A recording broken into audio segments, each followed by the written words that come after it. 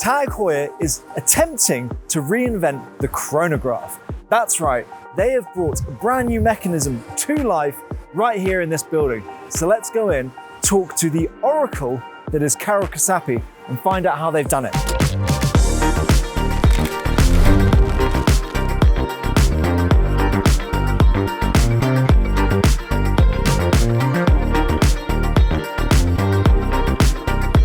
Join me now with the master of complicated watch design.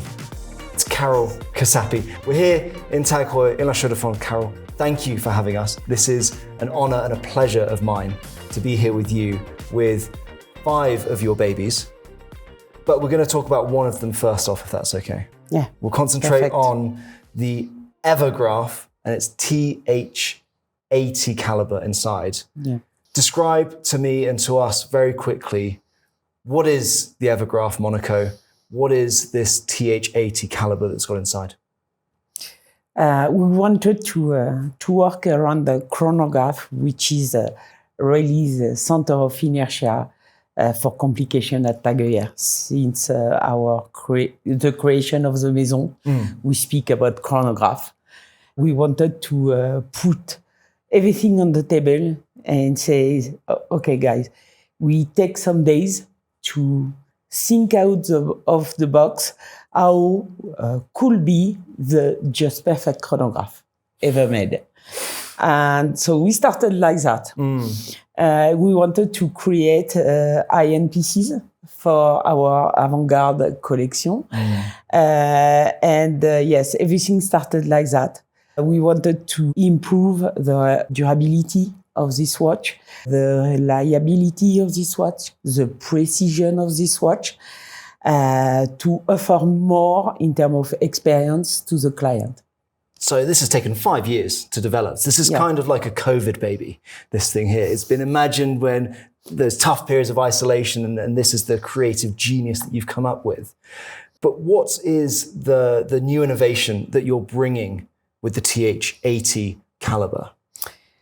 So we have 2 main major innovations in this watch. The first time is the chronograph mechanisms, which is totally new and totally different than all the chronograph mechanisms already existing in watchmaking, with new technology, with new system.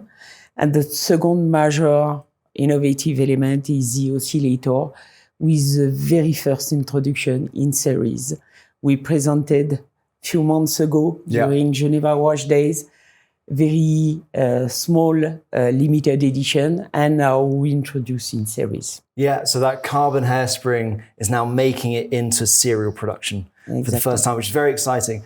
But that feels like the sub-headline to me. The real headline is this new chronograph mechanism, which we've just spent all day learning about. I don't quite fully understand it yet, but thank goodness you're here to understand it for us and explain it for us, Carole. So what is going to be the difference for someone when they pick up an Evergraph and they operate that pusher for the first time? What's going to be the new experience for them? So firstly, you have to understand that a regular chronograph mechanism is made of full of levers, springs, working by friction together. Here, inside the Monaco Evergraph, we use something which is very different in terms of conception. We call it compliant mechanisms or bistable mechanisms. And it's not a question of lever working together or springs. It's a question of elements like my visit card now, having 2 stable positions, one and a second one, simply. Simple, easy. Voilà. Yeah. And so we use this conception to obtain start and stop mechanisms for the command, and also for the reset mechanisms, so working with the hammer and the earth of mobiles. So this, to me, from my understanding of it, is truly 21st century watchmaking. You guys are are innovating using every piece of technology that you have available to you, whether that was sort of understanding where the stresses are going to be on this new reset hammer that you are sort of, are you using the additive manufacturing to create it, is that right? Yes. So the same as the carbon hairspring, it's a different type of 3D printing to create this incredibly complex component. You talk about that and sort of what is that replacing that used to be there in a normal chronograph? I think the most important is to understand that we think about functional design. So when we have the finger on the purpose, we find a solution to manufacture it or to obtain it. And if it's 3D printing or whatever, we explore this way and we see if we can adapt the techno for the purpose. Very cool. Our viewers will have seen a few weeks ago a video that Zach Blass, my colleague, and your colleague Nick Beck did on the history of TAG Heuer and chronographs. It's one hell of a history. And if you haven't watched it, go and watch it right now. Pause this video. We'll put a link in the description. But where does this sit in that historic line for you? Because this to me kind of feels like a new chapter in chronographs at TAG Heuer. For sure. Yeah. It's a great moment for the maison because we are a chronograph maison. Yes. As Nick explained, but also because we are an innovative maison. So mix the two main topics together. It's a great moment for the maison to present and to share this new Monaco Evergraph. Yeah, and it seems to be a continuation of these avant-garde pieces that you've been releasing for the last couple of years now, and with the split second to me really standing out as a flagship model. And they were, to a degree, a lot more complex, a lot higher price point. And now you come in with this that seems to be a bit of a gateway drug into the avant-garde and to the top end of TAG Heuer. Why release this now? Why not release this first? We wanted also at the beginning to do a return in haute horlogerie world by the big door. So this is also why we decided to introduce a split-second mechanisms. And you know, the split-second mechanism is always considered by watchmaker. They call it the queen of complication for chronograph because this is the most complex, the ultimate complication for chronograph. To develop, to produce, and also to assemble and adjust. Yeah, and so during the day that we've just had, we've been shown around various parts of this manufacture and the assembly process, and right at the very end is when we finally got our hands on the product.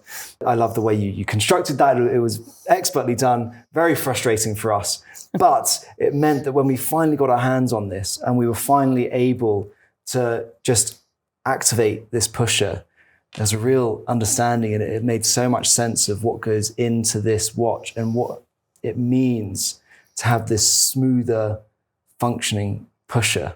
So a lot of advantage behind the fact that using the bistable conception. So in terms of ergonomy, the sensation on the pusher are unique and very different than a regular chronograph. Absolutely. At first. Secondly, you feel directly that it's super instantaneous compared to traditional levers. And it's also a question of precision behind.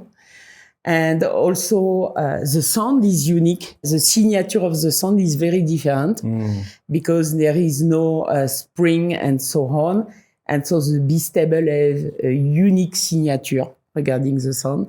So yeah, the experience is very different than every chronograph on the market. Yeah. And you've made the interesting decision to release this Evergraph alongside what is probably the most traditional Monaco that you've released in 40 years. So why have you done this? Why have you got a forward-looking Monaco next to what is a very elegantly backward-looking Monaco at the same time? For several reasons. Because we needed also an evolution on Monaco to be more comfortable regarding the wearing, to modernize also the Monaco, and it was time for that.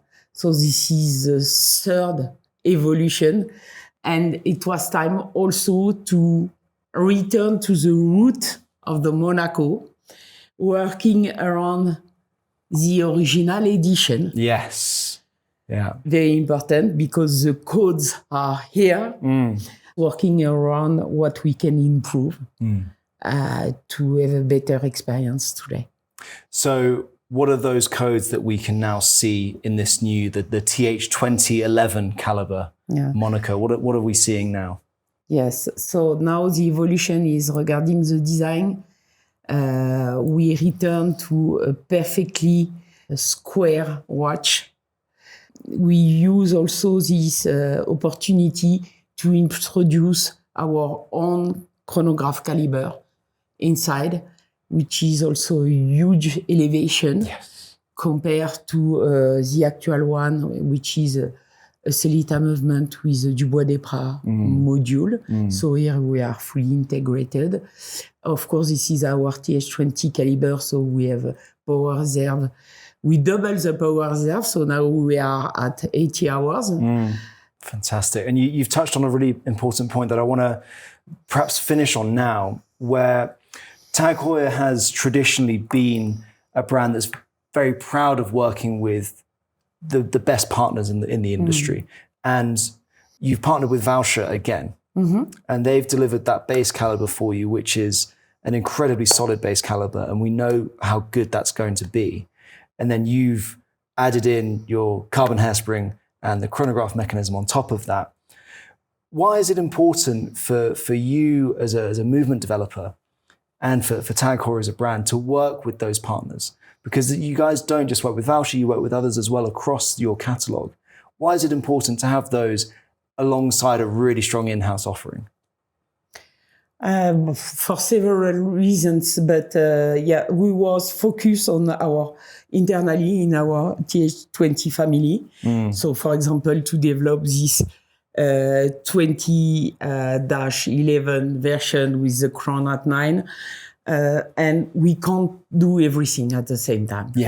We want also to share with the best of supplier, and Vaucher is really the crème de la crème today for complicated movement. It's really a real co-development. We worked on the same. Imagine you have on the base somewhere a 3D virtual movement, and guys from Vaucher working on the base. So the barrel, gear train, and automatic mechanisms. And on the other side, at the same time, simultaneously working on the same base, the guy from TAG Heuer working on the chronograph mechanisms, which is totally integrated, and the oscillator. We had to invent how to co-develop together. Amazing. So you've not only brought us new movements, you've brought us new ways of working together at the same time, Really. which is fun. And that is, to me, what the watch industry is all about. It is about companies coming together and cooperating, collaborating, because you get the best products out of that. This is the richness behind. Because it's a teamwork. And I think if I can end on one thing and one piece of advice to you guys watching this, it is don't do what TAG Heuer did to me today and wait to get one of these in your hands. Go down, find one. They will be available, I believe, early summer is what I've been told. They should be appearing in stores June-ish, fingers crossed. Go and grab one. Try these pushers out. They feel like nothing else. You will be amazed and you'll understand what the future of chronographs feels like. Not just looks like, but feels like. And that's the important thing, I think. It's a tactile feeling, isn't it? Yeah, amazing. Carole, thank you so much. Pleasure. So there we have it, guys. That is 2 brand new Monacos for you. One looking forward into the future and another reaching back into the past. This new Evergraph with its incredibly new design movement that has been done with Carole Kasapi here at TAG Heuer and the incredible people over at Vaucher, and this beautiful blue Steve McQueen-esque Monaco that really might be the best looking Monaco I've ever seen. But I want to know what you guys think, so let me know down in those comments. Can't wait to read them, and as always, don't forget, like and subscribe. See you soon.